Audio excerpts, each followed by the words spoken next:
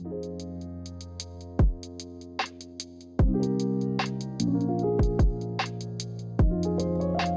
guys, welcome back to the Pressing Matters. I'm Scott, and today we're going to be discussing the 50th anniversary remix of All Things Must Pass.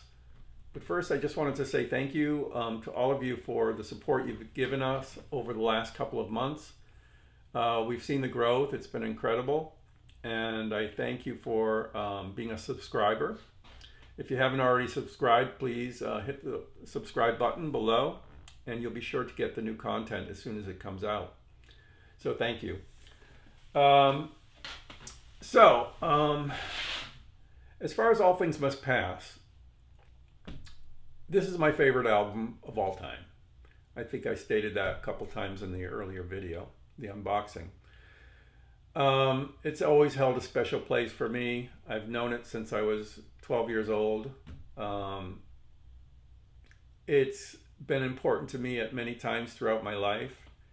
I find a great comfort in this album, and the spiritual component of it is very important to me as well. When I heard about the idea of a remix, it's been talked about for a long time, a couple of decades.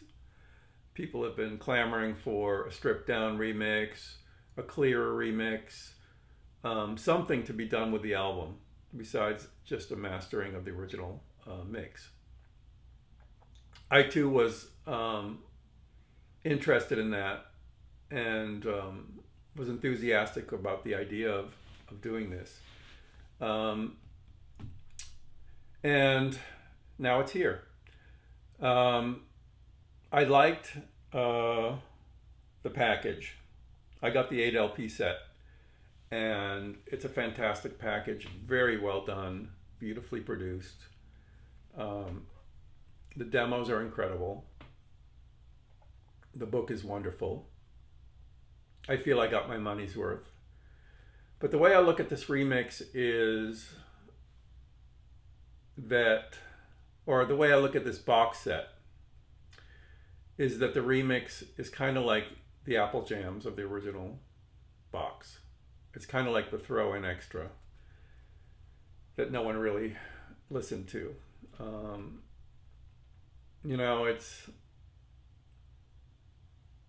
having trouble generating a lot of enthusiasm for the remix. My main complaint, actually, let me tell you what I like about it. I like that it's fleshed out a little bit more in the lower register. Hearing bass on these tracks has been wonderful. It's been a revelation. Some say it's too heavy. I adjust my subwoofer if necessary for anything I'm listening to, and I didn't have any problem with the level of bass. The clarity in the vocals I liked a lot. Sometimes it is a little bit too clear because George is not the greatest vocalist, but it brings out the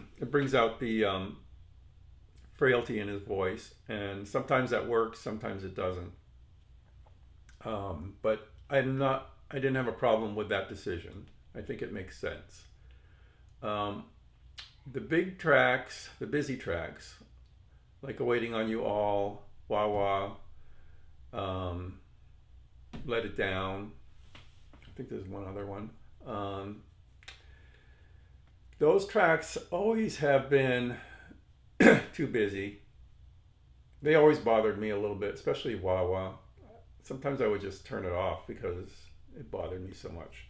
And I was really, really hoping that the remix would solve the problems that I have with these tracks. Instead, I think they're worse. I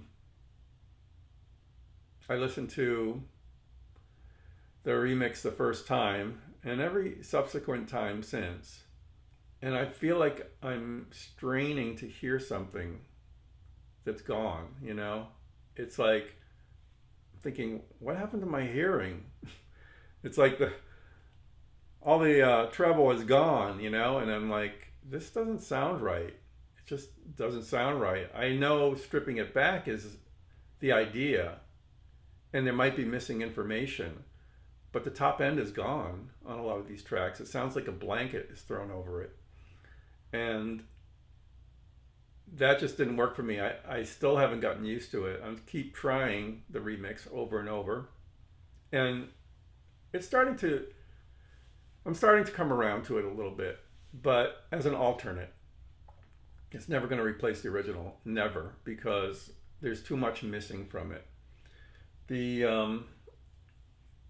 I made some notes about the tracks. A couple things I noticed. The tracks like To Have You Anytime, Behind the Locked Door, Isn't It a Pity, version 1. Those all worked for me, especially the simplest ones. Like To Have You Anytime, I thought was really nice in the remix. My Sweet Lord, on the other hand, lost something. It lost something really important. I don't know, they stripped it back too much. It doesn't have the energy and joy of the original mix. Wah Wah was a mess, like I said. Just covered with a blanket is the only thing I can think to tell you. It lacks air.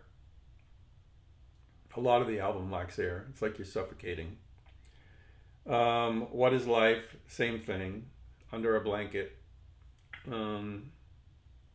Missing information. Didn't like it. If Not For You is one of the simpler cuts, and I loved it. It sounded great. But the original sounds great too, so it's a toss-up on that. But it was beautiful and intimate, just like I'd Have You Anytime. Those two tracks really work well on the remix. I don't feel like I'm missing anything. Behind That Locked Door, I mentioned. Now, Beware of Darkness. Beware of Darkness was one of my favorite cuts on the album, and it is no longer on the remix. It's still, these songs are so strong that they still affect you.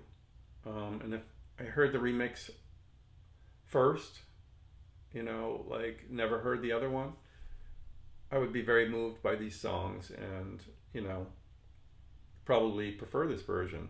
But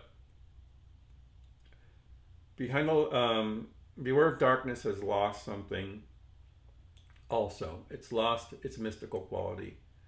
And I don't know if it's from bringing the vocals forward, taking out a little bit, but I don't know. It doesn't have that hushed, mystical quality that made the original so special.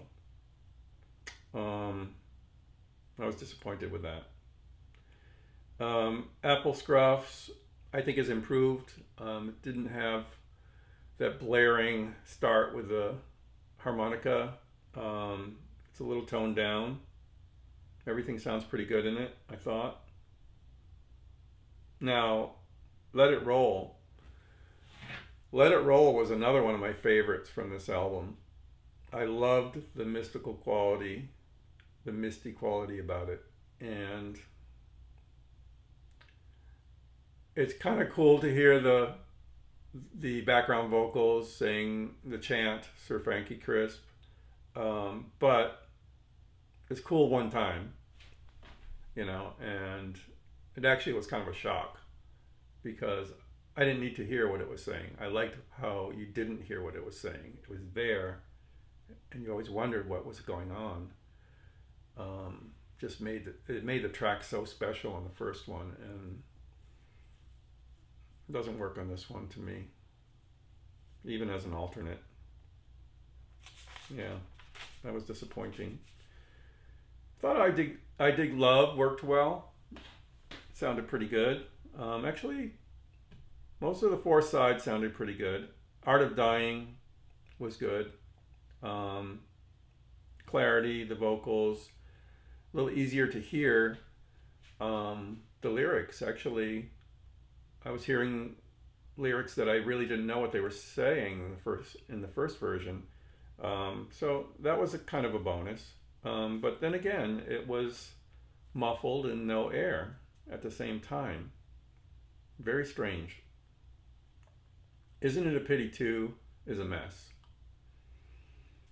It just is a mess. I don't know. I mean, there's an obvious mistake in it. The misalignment of one of the instrumental parts that's very noticeable when the swelling orchestra comes up. You hear it.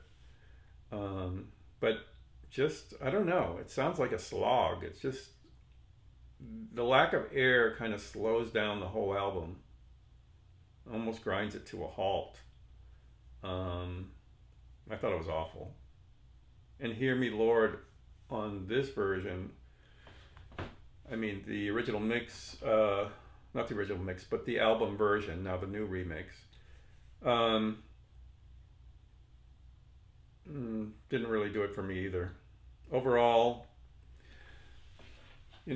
bringing the voice forward, had no problem with.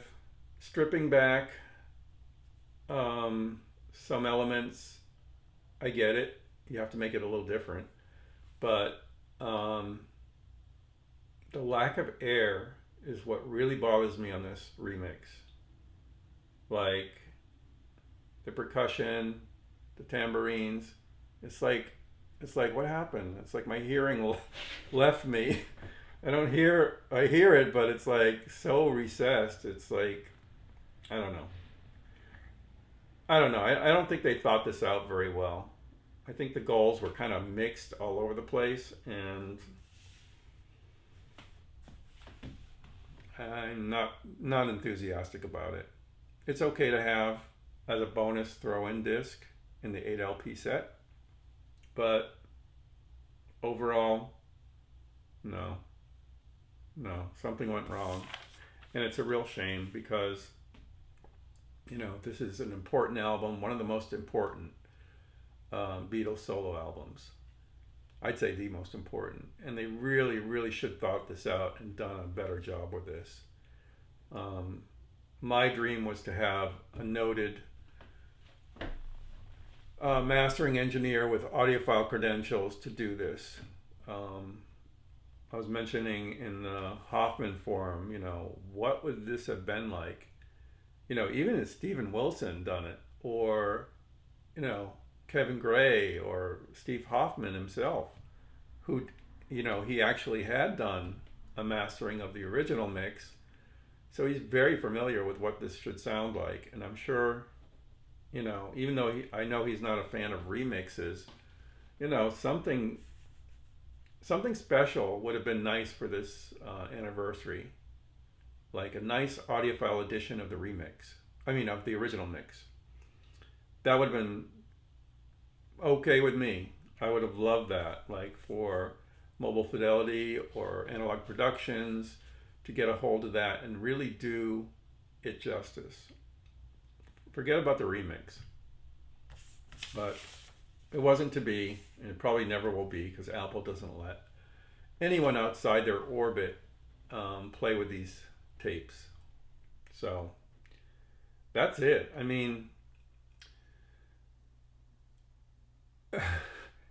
Buy it for the demos. That's all I can say. Buy it for the demos and the beautiful packaging. That is really worth it. The demos are spectacular. And, you're talking about $200 almost for this set.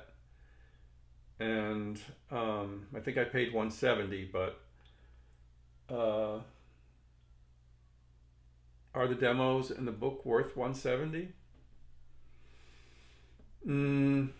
Not quite, but I'll take it. The book is beautiful. The demos and the outtakes I've never had in any form before, so being that the album is so special to me, I really enjoy having them, and I guess it's worth it to me. It may not be worth it to you, though. You may want to just stream that in content if you don't like the remix. I know there are people that will like the remix, and I guess they're modern listeners, which I guess was the intention of the remix, is to appeal to modern listeners with a little more in your face, more bass remix, I guess. Something that'll sound good on Spotify, on earbuds. But they should have at least done a mastering for the vinyl and for the Blu-ray formats that would sound good on high-end stereo systems, and they didn't do that. So that's my take on it. Wish I could be more positive, but I'm not gonna lie.